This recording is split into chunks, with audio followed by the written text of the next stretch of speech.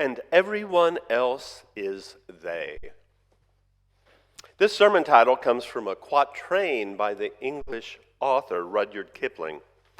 Father, mother, and me, sister and auntie say, all the people like us are we, and everyone else is they. This month we're thinking about reimagining the other. We planned our reimagining topics to reflect seasonal topics and commemorations.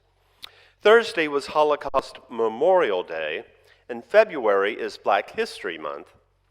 One commemorating people being exterminated for being different, another to increase awareness of the contributions of a people too long viewed in America as innately inferior.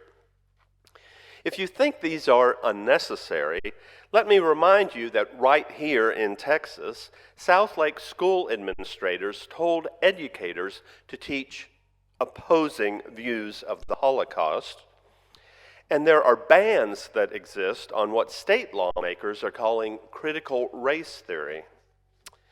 On the 19th of next month, it will be 80 years since 120,000 people of Japanese ancestry, 2/3 of whom were United States citizens, were begun to be forcibly relocated and incarcerated in concentration camps in the western interior of the United States after the bombing of Pearl Harbor. That may have been 80 years ago, but just this week, the Washington Post reported that the San Francisco police marked a 567% increase in anti-Asian hate crime reports in 2021. The term othering describes the reductive action of labeling and defining a person as someone who belongs to the socially subordinate category of the other. The other is a concept first coined by the philosopher Georg Wilhelm Friedrich Hegel and popularized in more recent times in Edward Said's influential book, Orientalism. The practice of othering generally leads to a polarization of people into two groups, an us group or in-group, which normally includes the proponent of an idea and his or her intended audience, and a them group or out-group, who are the people who are used as an object for hate or mistrust. So I began wondering, why do we as a species seem predisposed to be wary of strangers and to dislike or even hate people we perceive to be not like us? Are we hardwired that way? Is it something we learn from our family, nature, or nurture, a combination? Broadway icons Rodgers and Hammerstein told us you have to be carefully taught in their show South Pacific. You knew there'd be a Broadway reference at some point. The late 40s musical featured commentary on relationships between different races and ethnic groups that made producers really uncomfortable and nearly sank the entire production. But the composers refused to cut the song. Lieutenant Cable sings, "You've got to be taught to be afraid of people whose eyes are oddly made, and people whose skin is a different shade. You've got to be carefully taught. You've got to be taught before it's too late, before you are 6 or 7 or 8, to hate all the people your relatives hate. You've got to be carefully taught." Well, this ruffled more than a few feathers in 1949, 16 years before the Selma to Montgomery marches. By the way, a production of South Pacific will open at Theater Under the Stars a week from Tuesday. But what if it's not as straightforward as that? What if we're not exactly hardwired to hate all the people our relatives hate, our posterior pituitary sometimes releases a hormone, a neuropeptide produced in the hypothalamus. Even Lin-Manuel couldn't set that to music. If you are familiar with the peptide hormone oxytocin that I spoke of in the first reading, it may be because it plays a role in social bonding and in reproduction and childbirth. I realize many of you here near the world-renowned Texas Medical Center have multiple medical degrees, and I was an art major, but please bear with me. When I began thinking about reimagining the other, I remembered something I heard a while back about the other side of the coin, so to speak, of oxytocin. Oxytocin increases positive attitudes, such as bonding, toward those with similar characteristics who become that person's in-group. So dissimilar folks become the out-group. Race may be the most obvious example of in-group and out-group tendencies. Participants in a study of race and empathy were given nasally administered oxytocin, and not only reacted more strongly to photos of in-group members with pained expressions than out-group members, members of one race were more inclined to help those of the same race experiencing pain than those of another race. Wow. The effects of oxytocin are also evident during conflicts between members of different groups. Those receiving the administered oxytocin not only defended in-group members more, they had more desire to protect vulnerable in-group members. And I found this next bit especially interesting because of the current political climate. When oxytocin is administered, people change their subjective preferences in order to align with in-group ideals over out-group ideals. A study in the Netherlands showed that oxytocin increased the in-group favoritism of their nation while decreasing acceptance of members of other ethnicities and foreigners. Now, I often hear analytical UUs complain that those with different beliefs aren't thinking logically. I often comment, well, people don't change a belief they came to emotionally by using logic. But it seems this data also suggests we're chemically predisposed to align our preferences with our in-group, to hate all the people our relatives hate, or to also have NPR as the first button on our hybrid car's radio. If you are hearing these words and your takeaway is that you don't have to change hateful or unhelpful beliefs or opinions because you're hardwired that way, you are hearing me wrong. I may be predisposed to shop only on the pastry aisle at H-E-B, but I know better, and I'm going to keep pointing my cart to the produce section. What I am saying is that there will always be more reasons than we know why people don't think like we do or act like we do.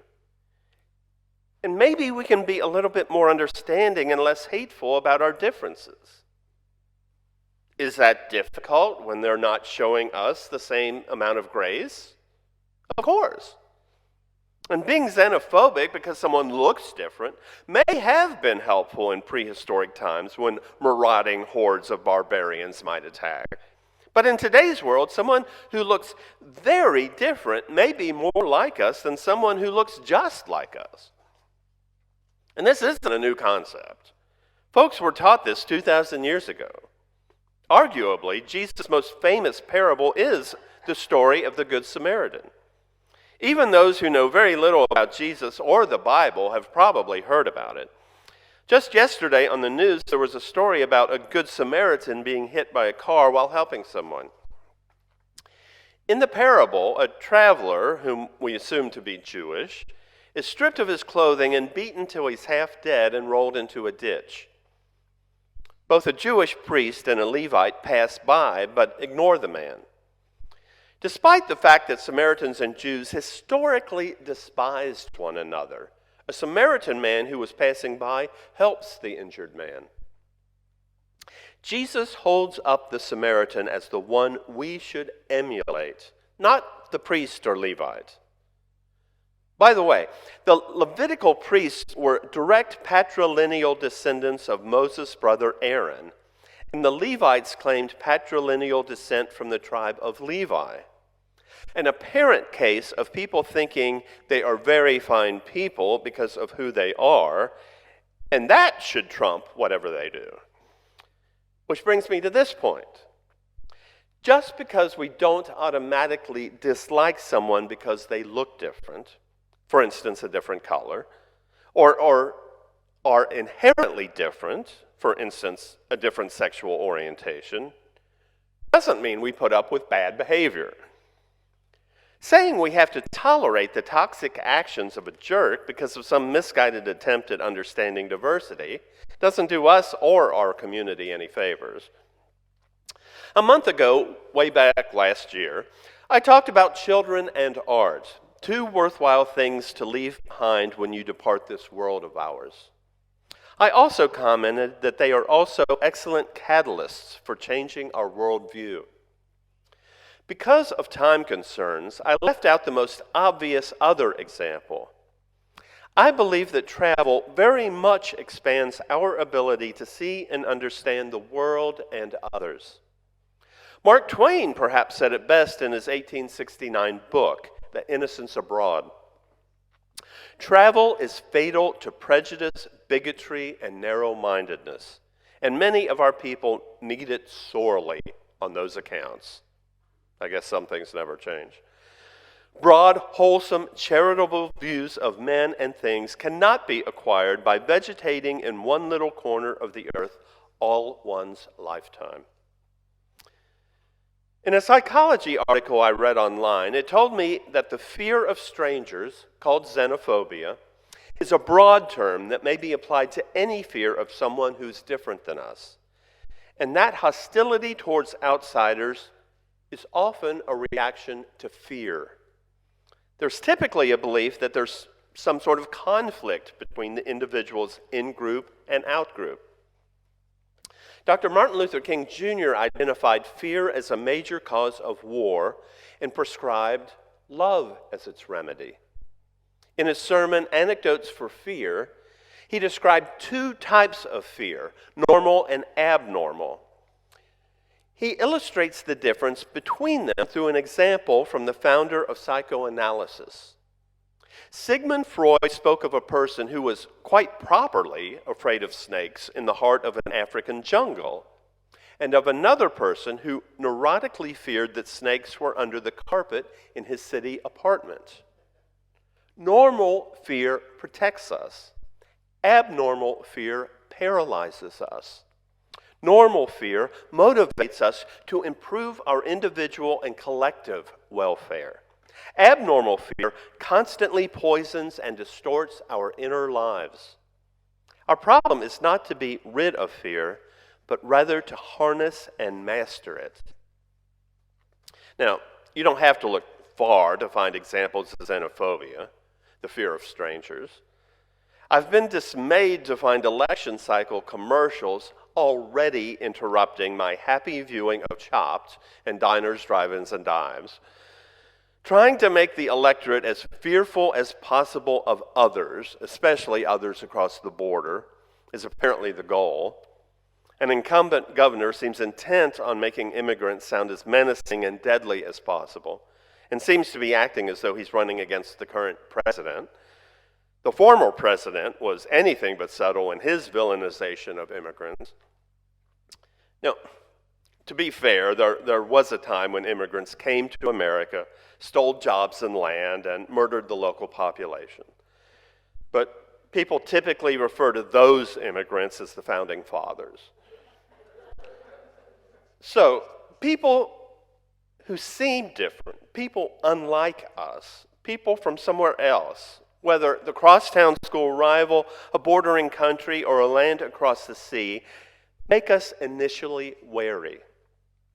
But we put aside assumptions to get to know the individual because we acknowledge the inherent worth and dignity of every person, which, as I indicated earlier, doesn't preclude that person being a jerk, but we have to get to know them to find out, which often takes listening when we want to be talking.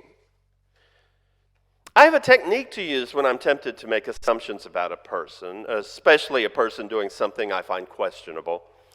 I've shared this with you before, and I'll keep sharing it until I learn it well. Instead of asking, what kind of person would do that? I suggest asking, what would lead a person to do that? Asking what kind of person would do that not only assumes the person is inherently different, part of the out group, it assumes they had the same range of options I would have had in a similar circumstance. And so they made a bafflingly poor choice, perhaps because of a moral shortcoming. Asking, what would lead a person to do that, implies that they may be part of our in-group and made a decision we don't understand, but we're trying to. I believe this is why judges and juries are easier on people who look like them and are harder on people who don't. During seminary, I worked at First Street Mission in Fort Worth. Underserved people would come and get groceries or clothing, and unsheltered people would come for lunch and coffee.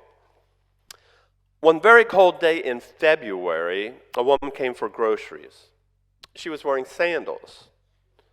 I remember wondering to myself, why in the world would someone wear sandals when it's so cold out? Which is really just another way of saying, what kind of person would do that? Now, as soon as I changed the question to, what would lead a woman to wear sandals in the cold, a logical answer sprang to my mind. She would wear sandals if those were the only shoes she had.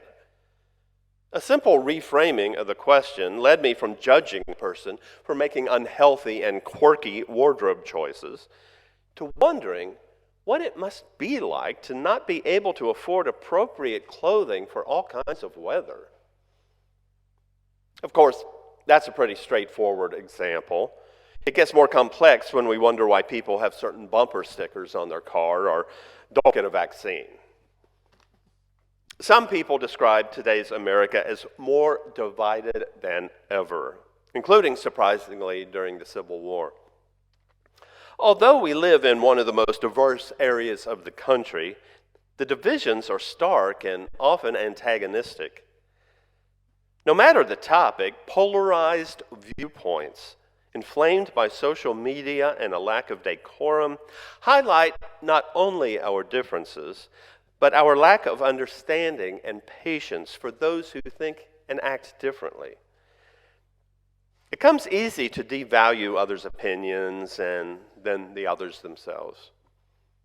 But the Unitarian Universalist first principle guides us to affirm the inherent worth and dignity of every person, whether we agree with them or not, or whether they're nice to us or not. We are asked to rise above the othering and xenophobia that, as we've seen, comes easily to us as humans. We are asked to honor that which is sacred in each person, even those we dislike and disagree with. We are asked to recognize that there is a sacred spark of the divine in every person. You will never look into the eyes of someone God does not love. Our Universalist forebears taught us this. It is really difficult to do this. None of us is going to get it right 100% of the time. Especially now when we're all exhausted, tired of wearing masks, overwhelmed by a pandemic. But it's what we're called to do. And it's an important part of who we are. All the people like us are we. And perhaps nobody else is they. Amen.